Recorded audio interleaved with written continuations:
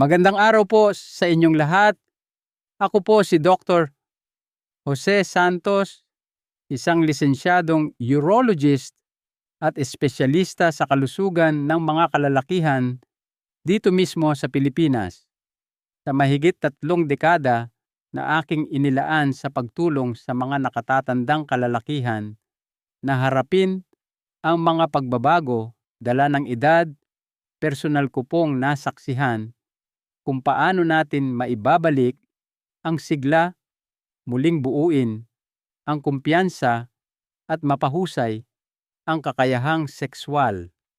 Maraming kalalakihan ang naniniwala na habang lumilipas ang mga taon, ang paghina ng kanilang ari ay hindi maiiwasang bahagi ng pagtanda. Ngunit narito po ako para magbahagi ng ibang pananaw. Ang katotohanan, ang kadalasang nagpapatanda sa inyong ari ay hindi lang ang dami ng kandila sa inyong birthday cake. Ito ay ang mga gawi na inyong ginagawa o hindi ginagawa sa araw-araw. Libo-libong kalalakihan nang hindi nila namamalayan ang nakukompromiso ang kanilang kalusugang sekswal hindi dahil sa anumang sakit, kundi dahil lamang sa mga bagay na kanilang napapabayaan. Ang tahimik na kapabayaang ito ay maaaring maipon sa paglipas ng panahon hanggang sa isang araw, ang lalaking nakikita sa salamin ay hindi na niya halos makilala ang sarili. Nagkaroon ako ng pribilehiyong gamutin ang mga kalalakihan mula sa iba't ibang antas ng buhay, mga retiradong guro, mga respetadong veterano, mga mapagmahal na lolo, at sinisiguro ko sa inyo ang inyong pinakamagagandang araw ay hindi pa tapos. Paano kung sabihin ko sa inyo na ang inyong ari, tulad ng inyong puso, ay nangangailangan din ng ehersisyo, hindi para sa itsura, kundi para sa lakas malusog na daloy ng dugo at kontrol? At paano kung ang pangangalagang kailangan nito ay mas simple pa kaysa sa inyong inaakala? Sa talakayang ito, ibabalangkas ko ang 4 na pinakamahalagang ehersisyo at paraan ng pangangalaga na dapat isaalang-alang ng bawat lalaking lampas sa edad na 60. Ang mga pamamaraang ito ay natural, epektibo at tunay na makapagpapabago ng buhay. At kung sasamahan ninyo ako hanggang sa dulo, ibubunyag ko rin ang isang karaniwang pagkakamali sa gabi na tahimik na sumisira sa pagtigas ng ari ng mga kalalakihan sa ating bansa. Bago tayo magsimula, kung seryoso kayo sa natural na pagpapabuti ng inyong kalusugang sekswal at sa pagtanda ng may lakas at sigla, siguraduhing mag-subscribe at i-on ang notifications. Sa gayon, hindi ninyo palalampasin ang mga praktikal at subok na payo mula sa doktor na sadyang para sa mga kalalakihang tulad ninyo. Kung ang mensaheng ito ay tumatagos sa inyo, pakitype ang isa sa comments. Kung hindi naman, itype ang 0. Ang inyong feedback ay napakahalaga sa pagtulong sa akin na gawing mas kapaki-pakinabang ang nilalamang ito para sa inyo. Simulan natin sa una at pinakamahalagang hakbang, isang bagay na bumubuo ng pundasyon para sa halos lahat ng aspeto ng inyong kalusugang sekswal.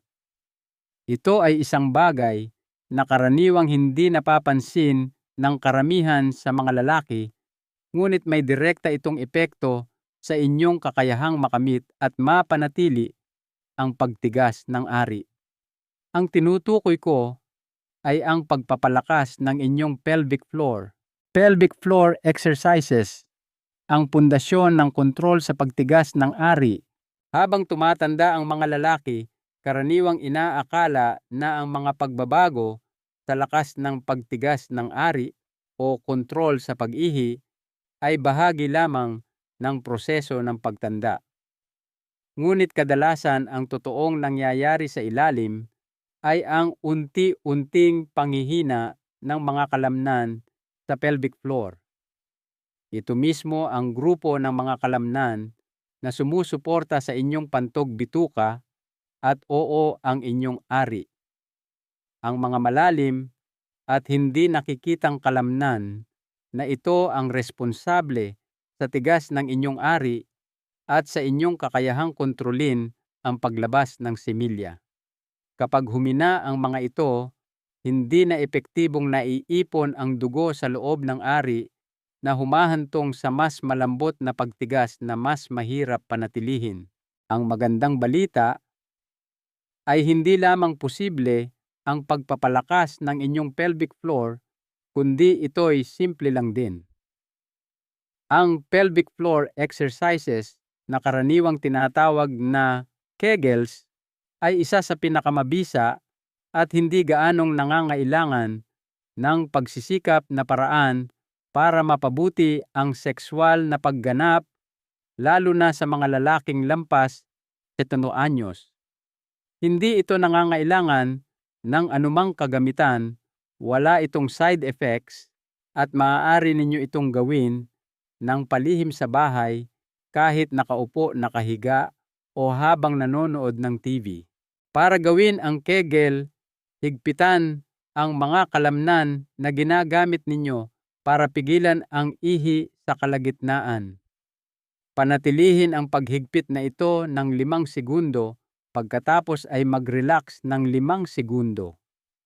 Ulitin ang siklong ito ng 10 hanggang 15 beses bawat sesyon at sikaping makagawa ng 2 hanggang 3 sesyon sa isang araw. Habang lumalakas kayo, maaari ninyong unti-unting dagdagan ang tagal ng bawat paghigpit. Isipin ninyo ito na parang pagpunta sa gym, ang maliliit at tuloy-tuloy na pag-uulit ay humahantong sa pangmatagalang resulta. Sa ilang minuto lamang bawat araw, maraming pasyente ko ang nakararanas ng kapansin-pansing pagbuti sa tigas, tibay at kontrol sa pantog sa loob lamang ng ilang linggo. Ang ikinagugulat ng maraming lalaki ay hindi lamang sa pakikipagtalik nakakatulong ang mga ehersisyong ito. Kadalasan din nitong nababawasan ang madalas na pag-ihi sa gabi, ang pagtulo pagkatapos umihi post-void dribbling, at ang pakiramdam ng pagkaapurang umihi na maaaring magdulot ng stress sa mga sosyal na okasyon. Isipin ninyo na nakakatulog kayo ng mahimbing sa gabi nang hindi palaging nagigising para gumamit ng banyo o nakakatawa ng malakas kasama ang mga kaibigan nang hindi nag-aalala tungkol sa pagtulo. Iyan ang kapangyarihan ng isang malakas na pelvic floor at ito'y abot kamay ninyo. Ngunit narito ang isang bagay na maaaring hindi masyadong binibigyang diin ng karamihan sa mga doktor. Ang lakas ng pelvic floor ay isang bahagi lamang ng equation. Upang mapanatiling malusog ang inyong pagtigas ang inyong ari, ay nangangailangan din ng regular na daloy ng dugo, aktibo man kayo sa sexual na paraan o hindi. At iyan ang magdadala sa atin sa ikalawang teknik, isa na maaaring hindi pamilyar sa una, ngunit napakahalaga kung nais ninyong mapanatili ang natural na paggana at maiwasan ang pangmatagalang pinsala. Pag-usapan natin kung paano i-ehersisyo ang inyong ari para sa mas mahusay na sirkulasyon at kung bakit ang paggawa nito araw-araw ay maaaring magprotekta sa inyo mula sa isa sa pinakakaraniwan at maiiwasang sanhi ng paghina ng ari. Kung nandito pa rin kayo at ang mga kaalamang ito ay mahalaga sa inyo, i-type ang numerong 1 sa comments para ipaalam sa akin na sumusubaybay kayo. Ngayon, ipagpatuloy natin at talakayin ang ikalawang mahalagang gawi na kailangan ninyong malaman: vascular stimulation. Pagpapasigla ng daloy ng dugo, ehersisyo para sa inyong ari. Kapag iniisip natin ang ehersisyo, madalas nating naiisip ang mga aktibidad tulad ng pagtakbo, pagbubuhat ng pabigat o pag-uunat, mga galaw na nagpapalakas ng kalamnan at nagpapabuti ng sirkulasyon sa buong katawan. Ngunit isang organ na madalas na naiiwan sa usapang pangkalusugan na ito ay ang ari. Tulad ng inyong puso o mga binti, ang inyong ari ay umaasa sa malakas at tuloy-tuloy na daloy ng dugo upang manatiling malusog at gumagana. Ang katotohanan, habang tumatanda ang mga lalaki, ang daloy ng dugo ay maaaring bumagal. Ang mga ugat ay maaaring kumipot at ang mga tissue ay maaaring maging hindi na gaanong nababanat. Kung ang ari ay hindi regular na nasusuplayan ng oxygen sa pamamagitan ng maayos na daloy ng dugo, literal itong nagsisimulang manghina. Dito pumapasok ang vascular stimulation. Isipin ito bilang isang pang-araw-araw na ehersisyo, partikular para sa inyong kalusugang sekswal. Ang layunin dito ay hindi kinakailangang pagka-excite o orgasmo, kundi sirkulasyon.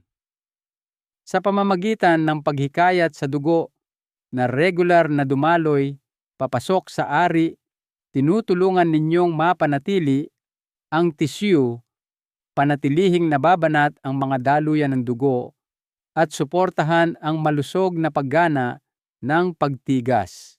Isa sa pinakamabisang paraan ay ang paggamit ng medical grade vacuum erection device o VEDI.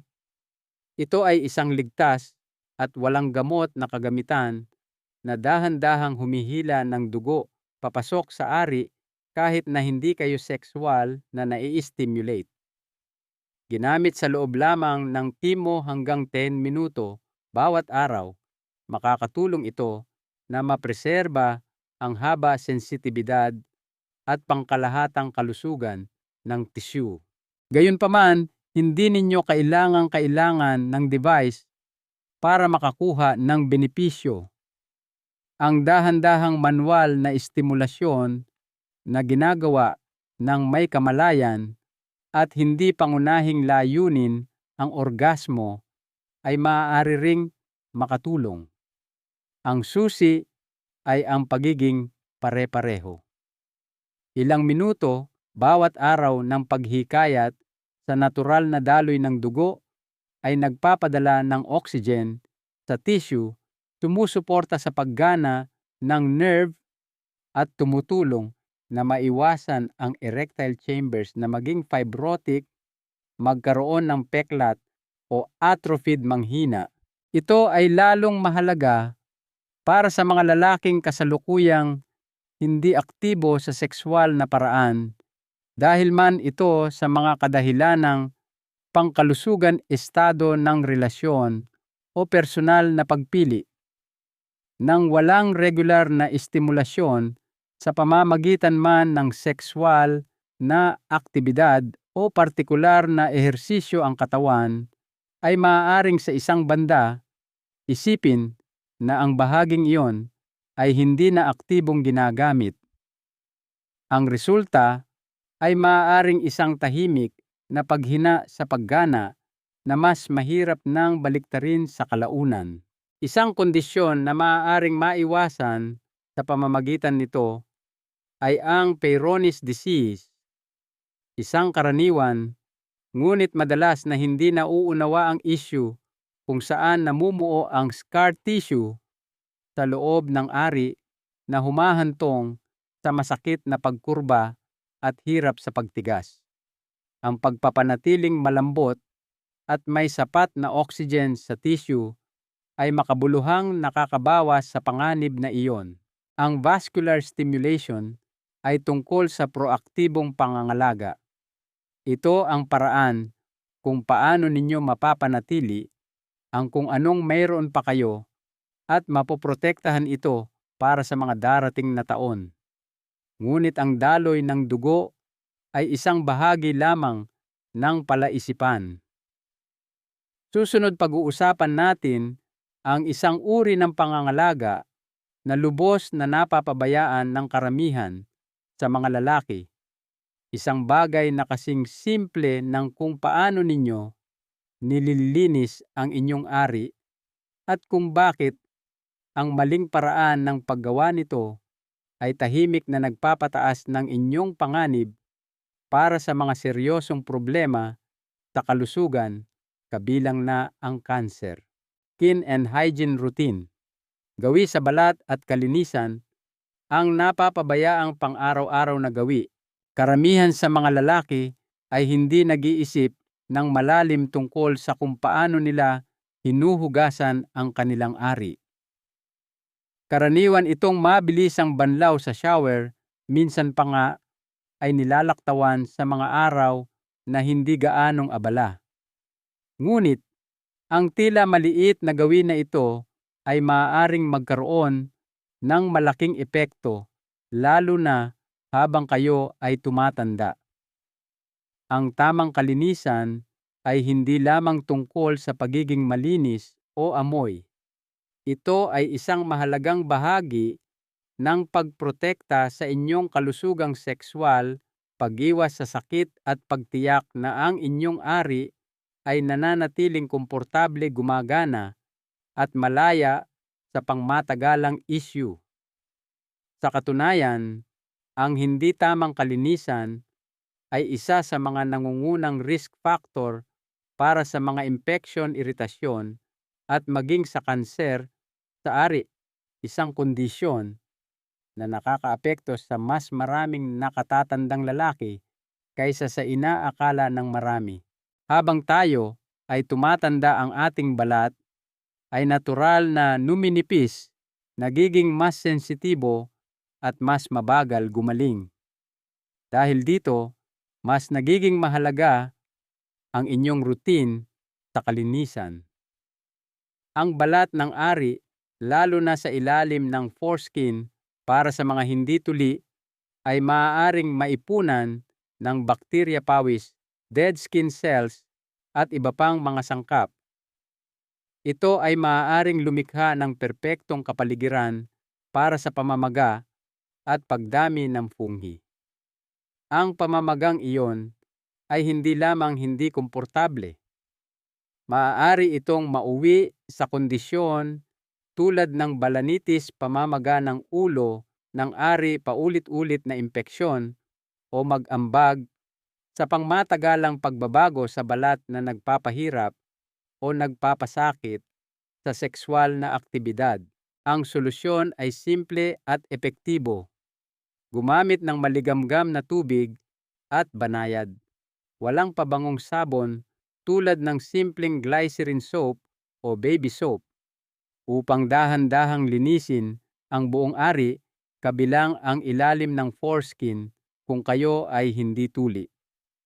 Maglaan ng oras, siguraduhing banlawan ng mabuti at kasing halaga nito patuyuin ng maayos ang lugar pagkatapos. Ang mamasa-masang balat ay pugad ng bakterya at fungus. Pagkatapos makipagtalik, laging linisin ang sarili kahit napagod kayo o gabi na. Ang pH ng ari ng babae ay iba sa inyong balat at ang naiwang residue ay maaaring makagambala sa inyong natural na balanse na posibleng humantong sa iritasyon.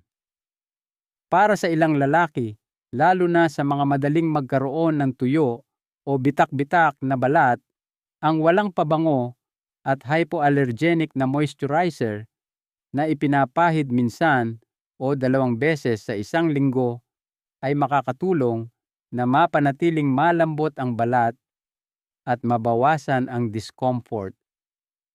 Hindi ito tungkol sa pagpapaganda. Ito ay tungkol sa pagpapanatili ng kakayahan ng balat na umunat, magprotekta at gumana ng tama. Ang maliliit na pang-araw-araw na gawin na ito ay maaaring tila hindi gaanong mahalaga, ngunit sa paglipas ng panahon, lumilikha ito ng malaking pagkakaiba sa kung ano ang pakiramdam, pagganap at pagtanda ng inyong ari. Ang kalinisan ay isang anyo ng respeto hindi lamang sa inyong katawan, kundi sa inyong pangkalahatang kagalingan at sa inyong partner kung mayroon man. Gayunpaman, ang kalinisan ay hindi lamang ang tanging nakatagong salik na gumaganap. May isa pang piraso sa palaisipang ito, isa na walang kinalaman sa sabon o kalamnan, ngunit may kinalaman sa kung ano ang nangyayari sa loob ng inyong isipan. Tuklasin natin kung paano maaaring magkaroon ng direktang epekto ang inyong utak at hininga sa inyong pagtigas. Kung nanonood pa rin kayo at nakikitang mahalaga ang impormasyong ito, i-type ang numerong 1 sa comments. Ipinapaalam nito sa akin na nandito kayo at nakikinig. Ngayon, ipagpatuloy natin sa ika-4 na punto. Mind-body practices, mga gawaing pang-isip at katawan. Dahil ang pagtigas ng ari ay nagsisimula sa utak, para sa maraming lalaki, kapag nagsimulang humina ang sexual na pagganap, ang unang iniisip ay sisihin ang katawan. Siguro'y mababang testosterone, mahinang sirkulasyon o sadyang tumatanda na. Ngunit ang madalas na hindi napapansin ay kung gaano kalaki ng inyong sexual na tugon ang pinamamahalaan hindi lamang ng inyong pisikal na katawan, kundi ng inyong isipan. Ang katotohanan, ang inyong mental at emosyonal na kalusugan ay gumaganap ng sentral na papel sa inyong kakayahang tumigas at mapanatili ang pagtigas. Habang kayo ay tumatanda, ang mga salik tulad ng stress, pagkabalisa, kalungkutan, pag-iisa, at maging ang hindi nasasabing takot tungkol sa pagtanda ay maaaring tahimik na makagambala sa natural na mga tugon ng inyong katawan. Kapag tensyonado ang isip, sumusunod ang katawan. Ang mataas na stress hormones tulad ng cortisol ay direktang humaharang sa nitric oxide, ang mahalagang kemikal na responsable sa pagre-relax ng mga daluyan ng dugo sa ari na nagpapahintulot sa dugo na dumaloy papasok. Nang walang pagre-relax na iyon, limitado ang daloy ng dugo at ang pagtigas ay maaaring maging mas mahina, mas matagal bago mangyari o tuluyang mawala. Kaya naman, isa sa pinakamakapangyarihang bagay na maaari ninyong gawin upang suportahan ang inyong kalusugang sexual ay hindi nangangailangan ng tableta device o kahit partikular na pisikal na galaw. Ito ay ang matutunan kung paano patahimikin ang inyong nervous system at muling kumonekta sa inyong katawan. Ang simpleng breathwork exercises, halimbawa, ay maaaring maging epektibo. 5 minuto lamang ng mabagal at intensyonal na paghinga bawat araw ay makakatulong na mapababa ang cortisol levels, bawasan ang presyo ng dugo, at natural na mapataas ang produksyon ng nitric oxide. Isang teknik na madalas kong inirerekomenda sa aking mga pasyente ay ang 4-4-6 breath. Huminga paloob ng 4 na segundo, pigilin ang hininga ng dahan-dahan sa loob ng 4 na segundo, at pagkatapos ay dahan-dahang ilabas ang hininga sa loob ng 6 na segundo. Habang ginagawa ito, subukang i-visualize ang init at daloy ng dugo na kumakalat sa inyong katawan kabilang ang inyong singit. Sa paglipas ng panahon, ang gawaing ito ay nagtatayo ng mas malalim na koneksyon sa pagitan ng inyong isip at pisikal na tugon. Hindi lamang ito tungkol sa pagre-relax.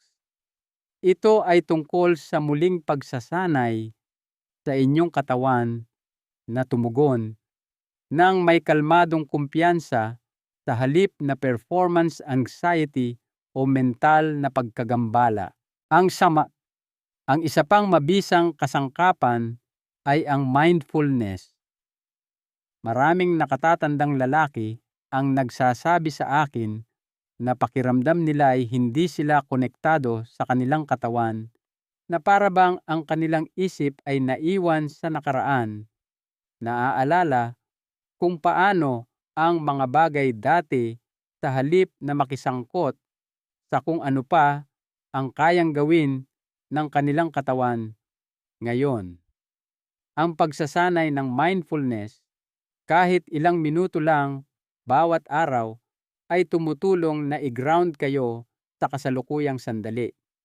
Muli nitong itinatayo ang kamalayan sa sarili at maaaring mapabuti ang parehong sexual na kasiyahan at emosyonal na kagalingan.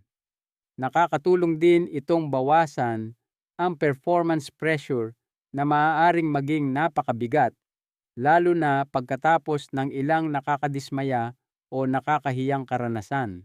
Ang mga mind-body tool na ito ay kasing halaga ng mga pisikal na ehersisyo o kalinisan. Tumutulong itong dalhin ang inyong buong sistema, nervous system hormones, sirkulasyon, at kumpiyansa sa sarili sa mas mahusay na balanse. Ngunit may isa pang nakakagulat, nadakag ko na gawi na tahimik na nakakaapekto sa inyong kalusugang sexual habang kayo ay natutulog. Ito ay isang bagay na hindi iniisip ng karamihan sa mga lalaki, ngunit maaaring ito ang dahilan kung bakit kayo nagigising na may mas kaunting morning erections. Pag-usapan natin ang epekto ng inyong isinusuot o hindi isinusuot sa pagtulog.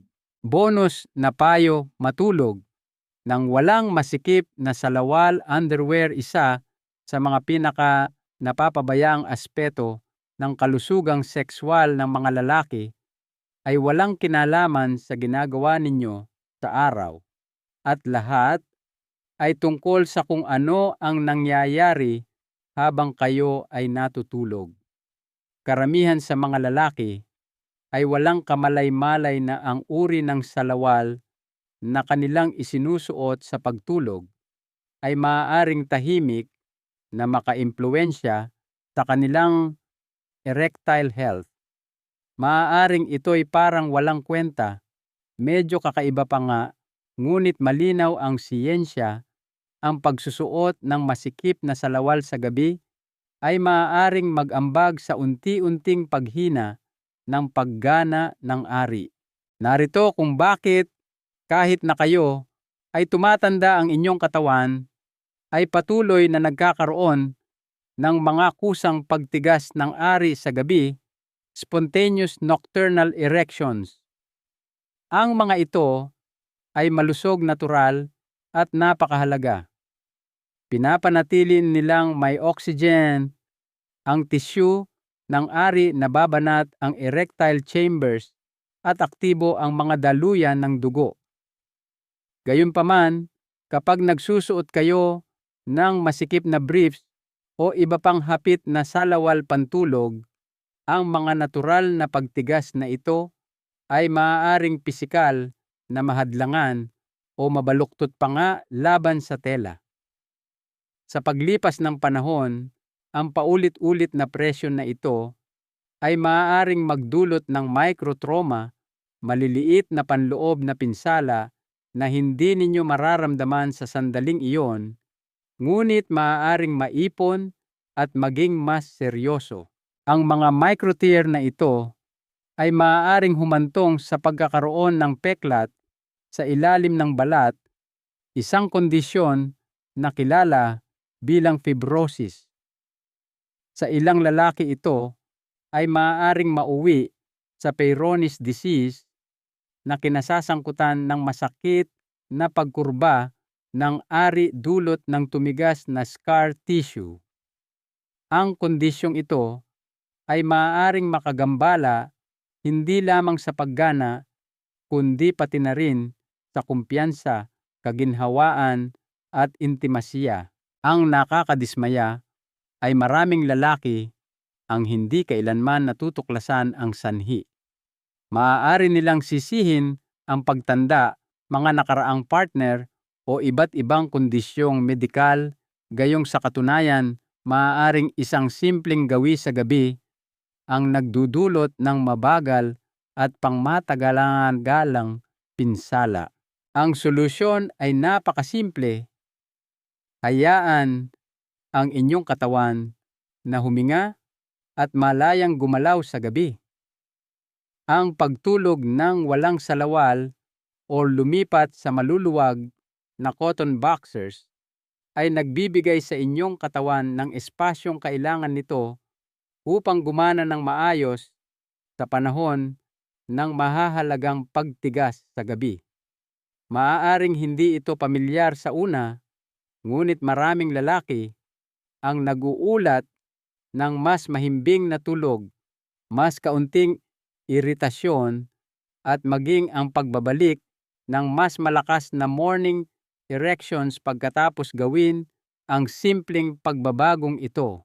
Ito ay isang perpektong halimbawa kung paano ang maliliit na pagpili, yung mga madalas nating binabalewala ay maaaring magkaroon ng malaking epekto sa paglipas ng panahon. Minsan hindi ito tungkol sa pagsisikap pa. Ito ay tungkol sa pag-alis ng mga bagay na tahimik na humahadlang sa inyo. Ngayong natutunan na ninyo ang pinakamahalagang pang-araw-araw na gawi sa pangangalaga at ehersisyo upang suportahan ang isang malakas at malusog na buhay sexual pagkatapos ng edad 60, may isang huling mensahe akong nais iwan sa inyo, isa na nag-uugnay sa lahat at nagpapaalala sa inyo kung bakit ang inyong kalusugan, kumpiyansa at sigla ay talagang sulit ipaglaban. Tapusin natin ito ng isang huling salita mula sa puso. Huling salita mula kay Dr. Jose Santos. Kung nakaabot kayo hanggang dito, nagawa nyo na ang una at pinakamahalagang hakbang, ang bigyang pansin ang inyong sariling kalusugan. Ang dedikasyong iyan pa lamang ay nagpapabukod tangi na sa inyo. Masyadong maraming lalaking lampas sa sento ang tahimik na tinatanggap ang paghina bilang hindi maiiwasan na iniisip na ang mas kaunting enerhiya, mas mahinang pagtigas o pagkawala ng pagnanasa ay talagang ganyan lang. Ngunit ang katotohanan, ang inyong katawan ay nakikinig pa rin. Tumutugon ito sa pangangalaga sa pagsisikap at sa maliliit tuloy-tuloy na pagpili anuman ang inyong edad. Napag-usapan natin ang 4 na pangunahing gawain na sumusuporta sa inyong kalusugang sexual sa tunay at konkretong paraan. Ang pagpapalakas ng inyong pelvic floor ang pundasyon. Nagbibigay ito sa inyo ng kontrol, tibay at kumpiyansa mula sa loob. Ang pang-araw-araw na vascular stimulation ay nagpapanatili ng daloy ng dugo kung saan ito pinakakailangan pinoprotektahan laban sa pag-urong pinsala sa tissue at pagkawala ng pakiramdam. Ang tamang hygiene routine ay higit pa sa simpleng pangangalaga sa sarili. Ito'y pananggalang laban sa iritasyon, impeksyon, at maging sa mga seryosong kondisyon tulad ng kanser. At ang mga mind-body practice tulad ng breathwork at mindfulness ay tumutulong na isaayos ang mga tahimik at nakatagong sistema na kumokontrol sa lahat mula sa presyon ng dugo hanggang sa pagnanasa. Hindi ito mga gimmick.